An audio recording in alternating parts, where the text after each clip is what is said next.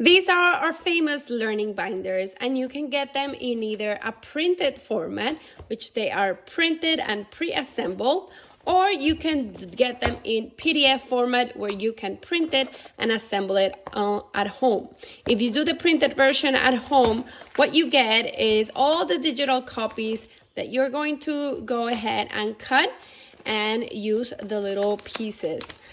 You can laminate them and use Velcro to attach them so that you can make all the interactive games more fun and interactive with. If you get the printed copy, you're gonna get a book that's already binded like this. This is the Learning Binder 2, and you get all the color pages already printed in a cardstock format. You will also get all the cards ready to be cut. So all you need is some scissors to cut your cards, and you can Velcro and use it as optional. You can laminate these to last longer, but they are a really very thick cardstock, so you don't have to laminate them. So what you do is you cut your cards and you add some Velcro if you want to keep them stable, or just use them over them.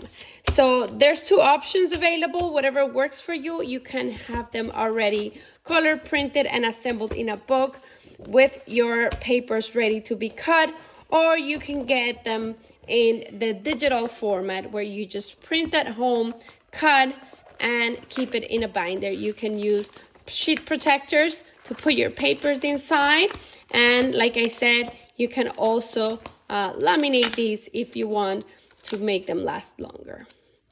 Whatever format works for you. These are very engaging games and interactive activities for your child to learn. They're all based on the Florida standards of learning for each of the years.